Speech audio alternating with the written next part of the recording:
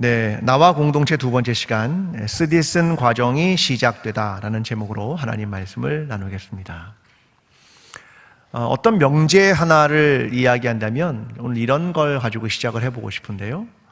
사람은 공산품이 아니다. 이런 명제. 혹은 과일이나 곡식은 공산품이 아니다. 이런 명제를 먼저 꺼내고 싶습니다. 여러분, 사람이나 곡식이나 과일이 공산품이 아니다라는 말에는 어떤 뜻이 있을 것 같습니까? 그 모든 것은 기계로 찍어낼 수 있는 게 아니다. 적어도 시간이 필요하고 과정이 필요하고 그것을 통해 열매를 맺어지고 사람이 되어간다. 그런 걸 의미하는 말일 겁니다. 자연은 항상 시간이 필요하고 과정이 필요하고 그래야 열매를 맺게 되는 것, 그것이 자연의 순리 아니겠습니까? 어제가 절기상으로 백로였습니다. 농사를 짓진 않지만 백로 그러면 하얀 이슬 그런 겁니다. 아침에 이슬이 맺힌다 그런 날이거든요. 이슬 보셨나요? 겁나 더워서 이슬이 안 맺혀요. 이슬이. 네. 근데 어쨌든 지금이 백로입니다. 백로. 백로 다음에는 추분이 가거든요. 그러면 가을이 깊어가는구나 이런 거거든요. 그러니까 백로라는 시기가 오면 자연도 움직입니다. 옛날 사람들은 이렇게 말합니다. 백로가 시작하고 5일이 지나면 그 5일 안에 기러기들이 날아온다. 그 다음에 5일이 지나면 제비들이 강남으로 떠난다. 그 다음에 5일은 새들이 음식을 저장하기 시작한다. 그러한 때이다. 그런 말입니다. 그러니까 어떤 것도 시간이 필요하고 과정이 필요하고 그 모든 걸 통해 열매를 맺는 일이 필요하다는 겁니다. 사람은 다릅니까? 똑같죠. 사람에게도 시간이, 과정이, 그래서 사람됨이라는 게 이루어지는 것이고 공동체가 되는 것도 시간과 과정이 필요한 것 아니겠습니까? 우리가 하나님의 백성이 되는 게 예수를 믿고 나 구원받았습니다 하면 하나님의 백성이 된다고 생각하십니까? 아니요. 하나님의 백성 공동체가 되어가는 것은 내가 예수를 믿고 구원받고 그리고 나서 함께 되어가는 시간과 과정이 역시 필요하다라는 것입니다. 오늘은 그 과정에 대한 이야기를 여러분과 함께 나누어 보려고 합니다. 지금 지난주까지 나눴던 이야기는 어디서부터 왔는지도 모르는 노예들이 애굽에 살았는데 하나님이 그들을 바다를 건너게 하셨습니다 까지가 지난주의 얘기였습니다. 자, 그들은 모두 애굽 군대가 물에 수장되는 것을 목격하게 됩니다. 그리고 하나님을 찬양하고 노래합니다. 이제 그들은 더 이상 애굽이 아니라 이제는 광야에 발을 디뎠습니다. 노예의 삶이 아니라 자유인의 삶으로 말입니다. 그들이 처음 들어선 곳은 수르 광야였습니다. 자, 그곳을 3일간 걸어갔습니다. 그런데 물이 없는 겁니다. 그들은 그때부터 모세를 원망하기 시작합니다. 그러자 모세가 하나님께 기도하고 하나님은 한 나무를 가리키며 그 나무를 물에 던지라 말씀하십니다. 그랬더니 썼던 물이 달아지게 되었다. 하나님은 거기서 백성들에게 율례와 법도를 가르치시고 그들에게 순종에 대한 것들을 말씀하셨습니다. 이것이 오늘 본문 전체의 이야기입니다. 얼마 전까지만 해도 하나님을 찬양하고 하나님을 노래했던 사람들이 원망하는 사람들로 바뀌는데 3일이면 충분했습니다. 단 3일 만에 그들은 완전히 변하게 됩니다. 출애굽기 15장 22절은 이렇게 말합니다. 모세가 홍해에서 이스라엘을 인도하며 그들이 나와서 수르 광야로 들어가서 거기서 사흘 길을 걸었으나 물을 얻지 못하고. 자, 그들은 바다에서 나와서 땅으로 길을 걸었습니다. 자, 그 걸었던 광야라는 길을 갔는데 첫 번째로 경험한 게 뭐냐면 없음입니다. 뭐가 없습니까? 물이 없다 이겁니다. 근데 아이러니한 건 이거죠. 3일 전에 그 물에서 구원을 받았습니다. 바다에서 그 애굽의 군대가 수장되는 걸 경험했습니다. 그런데 3일 만에 물이 없다. 이것을 경험하면서 물로 인해 원망을 하게 됩니다. 오늘 보면 23절이 이렇게 말합니다. 마라에 이르렀더니 그곳 물이 있어서 마시지 못하겠으므로 그 이름을 마라라 하였더라. 자, 근데 물이 없던 물이 있게 되었습니다. 근데 물이 어땠습니까?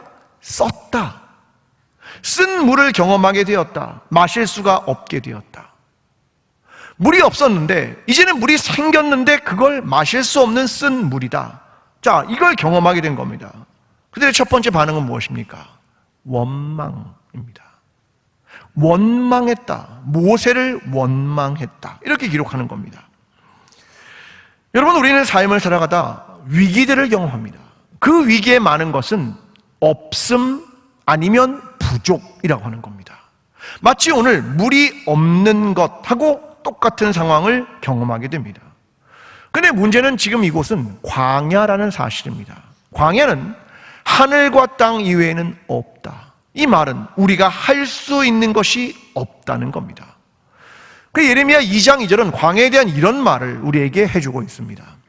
내가 너를 위하여 내 청년의 때의 인애와 내 신혼의 때의 사랑을 기억하노니 곧 씨 뿌리지 못하는 땅 그 광야에서. 자, 광야를 표현하는 말이 뭡니까? 씨 뿌리지 못하는 땅, 히브리어로 제루와라는 말입니다. 거기는 씨를 뿌릴 수도 없는 땅, 경작이 불가능한 땅, 어떤 것도 자라게 할 수 없는 땅, 그곳이 바로 광야다, 그런 말입니다.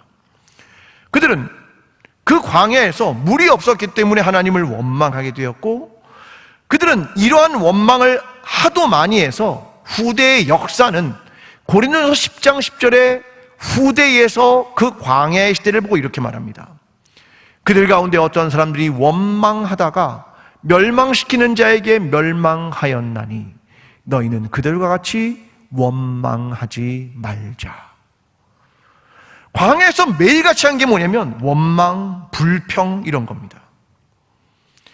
마라의 쓴물을 만났을 때 한 사람이 이랬겠죠. 아이, 물 있어. 물을 먹을 수가 없네. 야, 있으나 없으나 소용이 없어. 이런 이야기가 시작되었을 겁니다. 한 사람, 두 사람, 이것이 공동체 전체로 퍼져갔겠지요. 그래서 그들은 그곳을 이렇게 이름 붙였습니다. 마라다, 쓰다. 그런 이름을 그곳에 붙이게 된 건 아니겠습니까? 여러분, 한 사람, 두 사람의 이야기가 공동체 전체로 삽시간에 퍼지는 겁니다. 누가 하나 원망을 하고 누가 하나 불평을 하면 그것은 공동체 전체에 엄청난 영향을 미친다는 겁니다. 그래서 나 한 사람의 말, 나 한 사람의 언어, 나 한 사람의 행동이 중요하다는 것을 이야기하는 겁니다.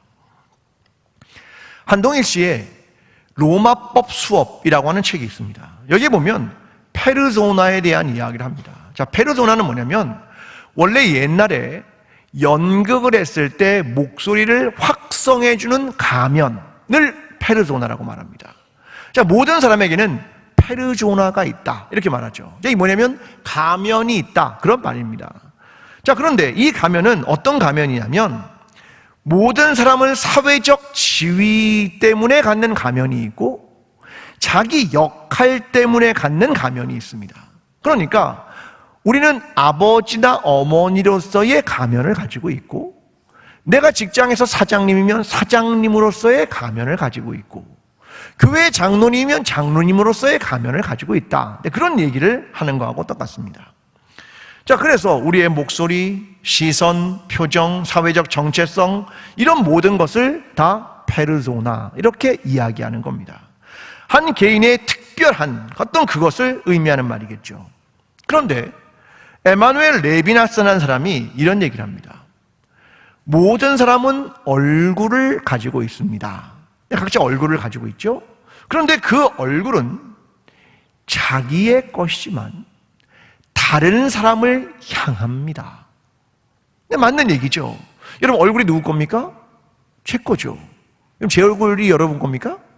제 겁니다. 근데 누구를 향하고 있습니까? 다른 사람을. 뭘 말하고 싶은 거냐면 우리는 서로 마주보는 사회를 살아갑니다. 그걸 말하고 싶은 겁니다. 내 건데 다른 사람을 향하고 있기 때문에 서로를 본다는 겁니다. 그래서 인간은 뭐가 가능하냐면 사랑하는 것도 가능하고, 질투하는 것도 가능하고, 비교하는 것도 가능하고, 누군가를 깎아내리는 것도 가능하다. 왜? 다른 사람의 얼굴을 내가 보고 내 얼굴을 다른 사람들에게 보여주기 때문입니다. 그 얘기를 하고 있는 겁니다. 여러분, 중요한 건 뭐냐면 다른 사람의 얼굴을 보는데 내 마음가짐과 내 결정이 그때부터가 중요한 겁니다. 여러분, 다른 사람이 나에게 나보다 잘생겨 보이고 예뻐 보이면 마음속에 어떤 생각이 드십니까? 그래 본 적이 없으십니까? 네? 어떤 생각이 드십니까? 누군가는 비교하는 의식도 있을 거고, 누군가는 그러나 별로 관계없이 자존감이 든든한 사람도 있을 겁니다. 중요한 건 다른 사람의 걸 보더라도 내가 마음속에 어떤 생각을 가지고 있느냐가 사실은 더 중요한 겁니다. 광야에서 이스라엘 백성 싸우는데 이런 말을 했을 수도 있지 않겠습니까? 여러분, 힘들지만 견뎌봅시다. 하나님께서 우리를 바다에서 건지셨는데 우리를 이대로 두시겠습니까? 여러분, 모세도 많이 힘들지 않겠습니까? 함께 기도해 봅시다. 이런 말을 할 수는 없었겠습니까? 어쩌면 우리는 태어날 때부터 없음으로부터 시작을 했습니다. 손에 아무것도 들고 있지 않게 그렇게 시작을 했습니다. 그런데 시간이 지나면서 우리는 어떤 태도를 갖느냐가 중요하다는 겁니다. 불평하고 원망할 것이냐, 아니면 희망을 잃지 않을 것이냐. 그리스도인의 삶은 이것이라고 생각합니다.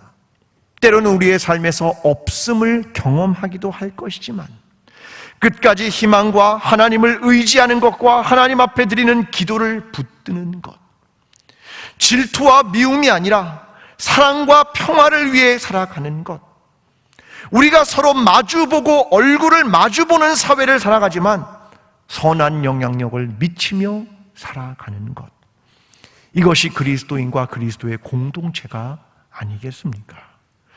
오늘 저와 여러분의 삶이, 우리의 말 한마디, 작은 행동 하나, 그것에서 희망과 기대와 하나님에 대한 믿음과 하나님에 대한 기도를 끝까지 붙들며 그리스도의 공동체를 세워가는 저와 여러분이 되기를 간절히 기도합니다. 하나님은 이 공동체의 분위기가 원망으로 이어지자 모세가 할 수 있는 하나밖에 없었습니다. 기도하는 것입니다. 부르짖었다. 자, 25절은 이렇게 말합니다. 모세가 여호와께 부르짖었더니 여호와께서 그에게 한 나무를 가리키시니 그가 물에 던지니 물이 달게 되었더라.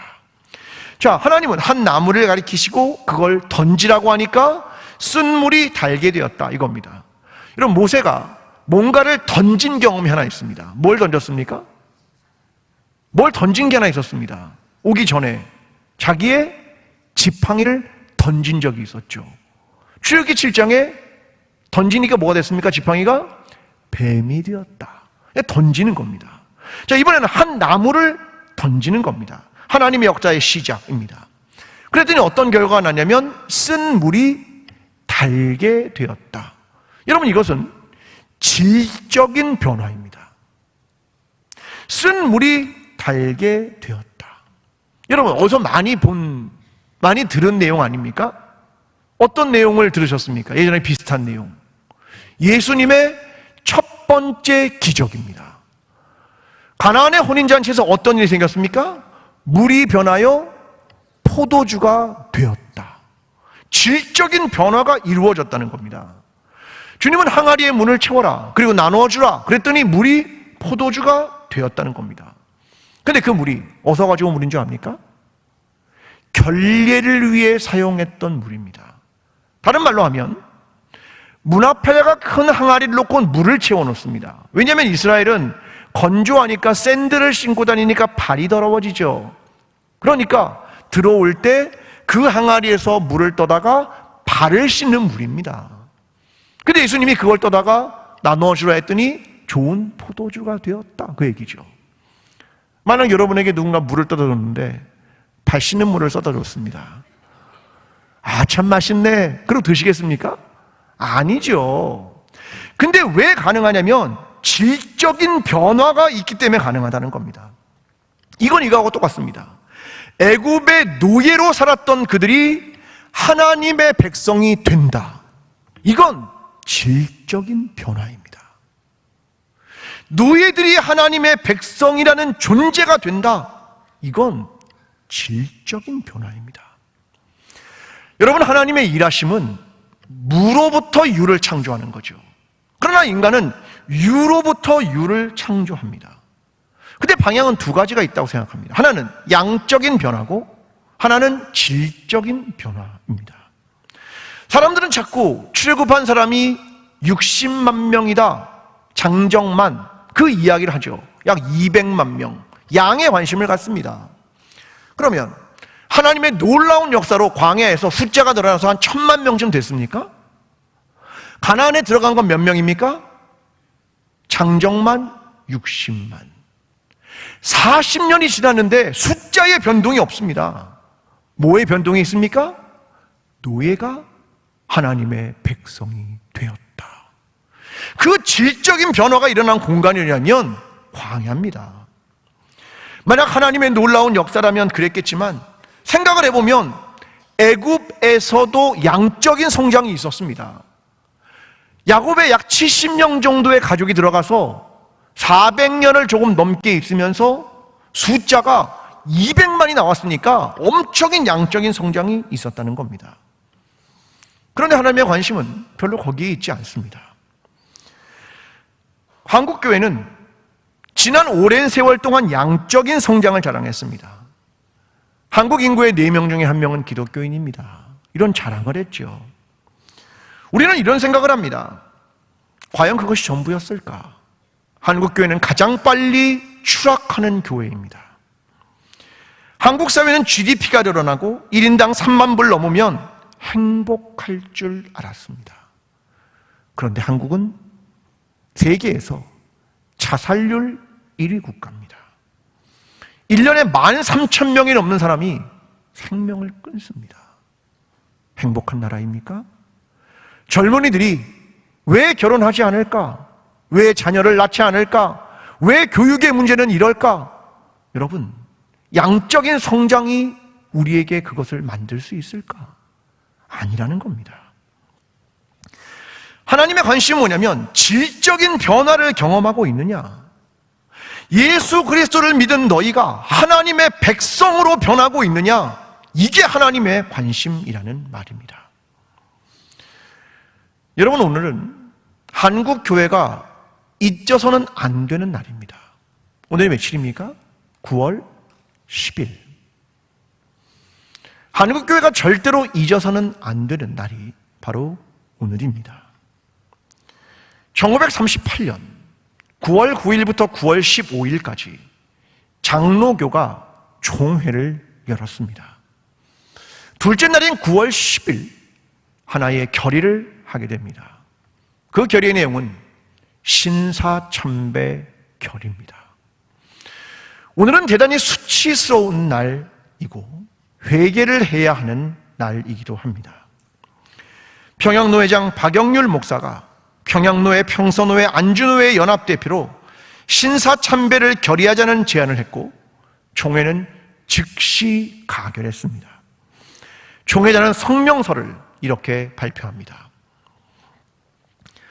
아등의 신사는 종교가 아니요 기독교의 교리에 위반되지 않는 본의를 이해하고 신사참배가 애국적 국가의식임을 자각한다.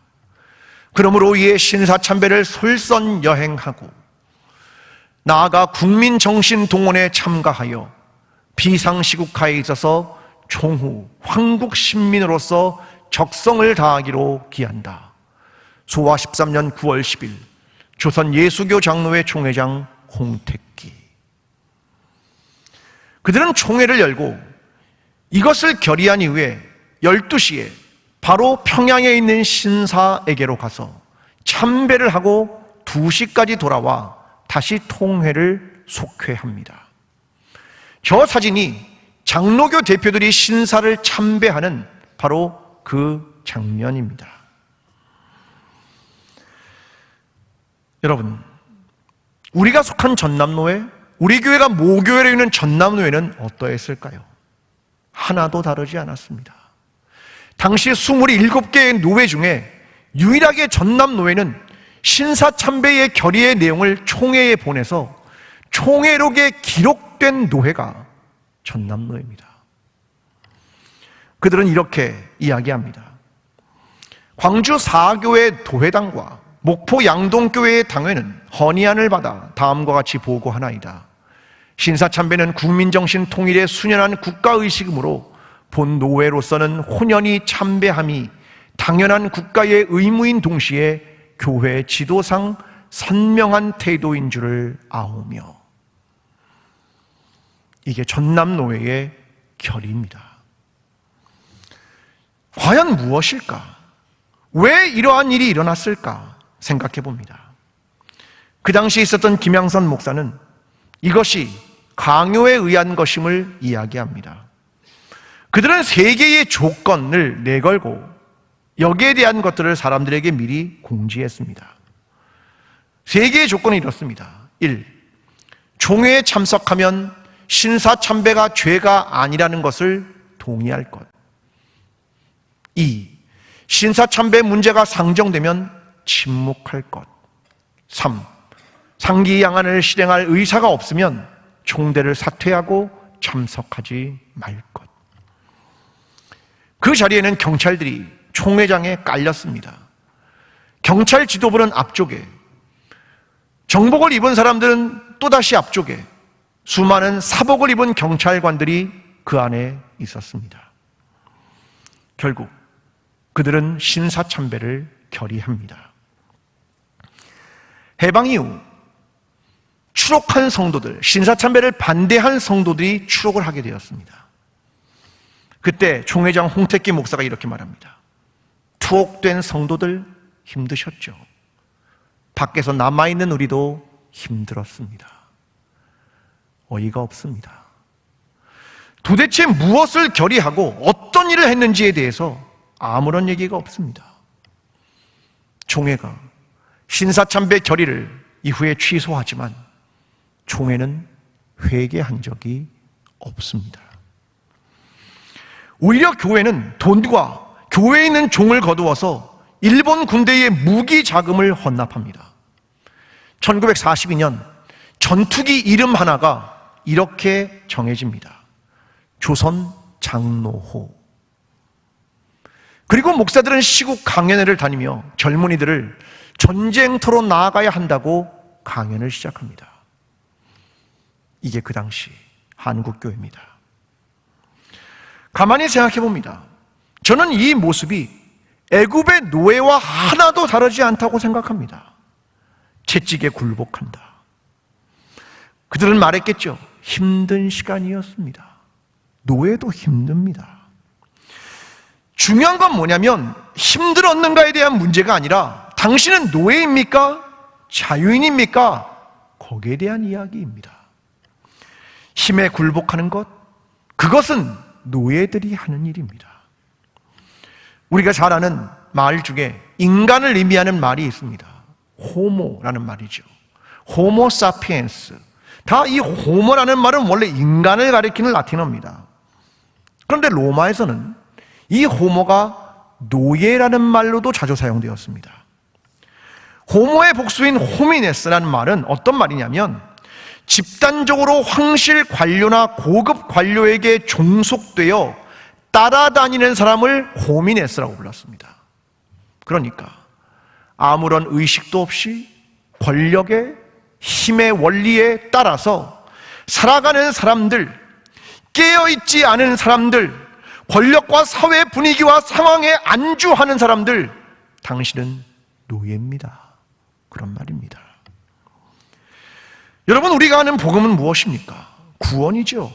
구원은 무엇인 줄 압니까? 노예의 삶으로부터 자유인의 삶으로 인도하는 겁니다. 출애굽이 말하는 구원이 뭔지 압니까? 해방, 자유입니다.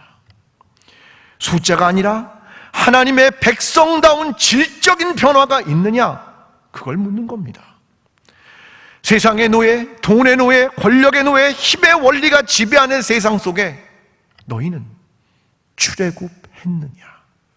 하나님 나라의 법과 진리가 주는 자유와 사랑의 법을 오늘 실천하고 있느냐? 이것을 물어보는 겁니다. 오늘 저와 여러분, 그리스도의 교회가 하나님의 백성의 삶으로 질적인 변화를 경험하며 하나님께서 우리에게 허락하시는 진리가 주는 자유와 하나님 나라의 법, 그 법을 지켜나가며 살아가는 저와 여러분, 광주 제1교회가 되기를 간절히 기도합니다. 여러분, 하나님의 말씀이 시작됩니다. 오늘 25절입니다. 거기서 여호와께서 그들을 위하여 법도와 율례를 정하시고 그들을 시험하실세. 하나님은 그들에게 법도와 율례를 정하고 시험했다. 이 말은 테스트했다는 겁니다. 그들은 이제 출애굽을 하고 바다를 건너면 다 끝나는 줄 알았습니다. 그런데 하나님은 시험했다, 그렇게 말합니다. 그러면서 이 나온 노예들이 과연 하나님의 백성이 될 수 있는가 없는가를 시험했다, 그 말입니다. 그래서 뒤에 뭐가 따라오냐면 조건절이 따라옵니다. 조건을 제시하는 겁니다. 26절입니다. 이르시되 너희가 너희 하나님 나 여호와의 말을 들어 순종하고 내가 보기에 의를 행하며 내 계명에 귀를 기울이며 내 모든 규례를 지키면, 조건입니다. 규례를 지키냐? 경청하냐? 의를 행하느냐? 순종하느냐? 이건 뭐에 대한 얘기하고 있냐면 애굽의 힘의 원리가 지배하는 세상 속에 너희는 하나님의 의의 원리를 따를 그 조건을 행할 수 있느냐? 그 전환을 할 수 있느냐? 노예로부터 자유인이 될 수 있느냐? 거기에 대한 것을 말씀하시는 겁니다. 26절 하반절이 이렇게 말합니다. 내가 애굽 사람에게 내린 모든 질병 중 하나도 내리지 아니하느니 나는 너희를 치료하는 여호와임이라. 하나님은 어떤 하나님이면 치료하는 여호와다, 이렇게 말합니다. 우리가 아는 히브리어 라파, 바로 그 말입니다. 병을 치료도 하지만 죄악으로부터의 치료도 하십니다. 예레미야 33장 6절은 이렇게 말합니다. 그러나 보라, 내가 이 성읍을 치료하며 고쳐 낫게 하고 이 성읍의 악행을 치료하겠다라고 하는 것을 의미하는 겁니다. 이스라엘 백성은 오랜 기간 애굽의 노예로 살면서 불평하고 원망하는 것이 체질이 됐습니다. 노예의 마음, 힘의 원리가 지배하는 세상을 살아가면서 그러한 삶이 자기 체질이 되어버렸습니다. 하나님은 그들을 자유인으로 치료하기를 원하시고 그들이 말씀을 경청하고 순종하고 의를 행하기를 원하시는 것이었습니다. 과거의 노예의 삶을 끊어내고 새로운 하나님의 백성의 삶으로 살아가는 것을 치료하시겠다고 말씀하시는 것입니다. 그렇게 하나님의 백성 공동체가 되어가는 과정이 시작됩니다. 공동체는 그 쓰디쓴 과정을 시작하게 됩니다. 그게 왜 쓰디쓴 과정이 되냐면 애굽의 노예의 마음과 삶, 그들의 불평과 원망, 이것이 체질화되어서 내 몸의 일부가 되어버렸습니다. 내 살 되어버렸습니다. 그런데 그걸 떼어내야만, 그 체질을 바꿔내야만 우리는 하나님의 백성과 자유인의 삶을 살아가게 되기 때문입니다. 그래서 그들에게 쓰디쓴 과정이 시작된 겁니다. 하나님은 우리도 그 과정을 거치기를 원하고 계십니다. 새롭게 하나님의 백성으로 빚어가기를 원하십니다. 세상의 어떤 열매도 기계로 찍어낼 수가 없습니다. 다 과정이 필요하고 시간이 필요하고 때로는 비바람을 견뎌야 하고 때로는 뜨거운 태양을 견뎌야 열매를 맺는 법입니다. 하나님은 우리 모두가 하나님의 백성 공동체로 세워질 날을 기대하십니다. 우리는 그 과정을 이겨내야 하는 것입니다. 때로는 쓰디쓴 과정이 우리에게 찾아올지 모르지만 그 모든 시간들과 과정들을 이겨내며 하나님께서 원하시는 진정한 자유와 하나님의 백성의 공동체가 되는 것, 그것이 하나님의 꿈임을 잊지 않으며 저와 여러분 모두가 그러한 하나님의 백성으로 살아가는 저와 여러분 광주 제1교회 공동체가 되기를 간절히 축원합니다. 사랑하는 광주 제1교회 성도 여러분, 우리는 하나님의 백성으로 부름받은 사람들입니다. 때로는 우리가 광야에 서 있을 때도 있을 것이고 없음을 발견할 때도 있을 것입니다. 그러나 그때 우리를 부르신 이가 하나님이심을 믿으십시오. 우리를 인도하고 계신 이가 하나님이심을 믿으십시오. 그리고 과거의 노예의 삶과 같은 삶의 변화를 위해 쓰디쓴 과정을 거치더라도 새로운 하나님의 백성의 삶으로 변화되는 과정임을 기억하며 하나님만을 의지하는 그리스도인과 그리스도의 공동체가 되십시오. 주님이 그 과정 위에서 여러분과 함께 하실 것입니다. 이제는 우리를 구원하시기 위해 자신의 삶을 기꺼이 내어놓으신 예수 그리스도의 십자가의 은혜와 우리를 하나님의 백성으로 변화시키기를 원하시는 하나님 아버지의 사랑과 오늘도 우리의 삶을 변화로 이끄시는 성령님의 인도하심이 하나님의 백성으로서 질적으로 변화되기를 소원하는 모든 성도들과 광주 제1교회와 한국교회 위에 지금부터 영원까지 함께 하시기를 간절히 축원하옵나이다. 아멘.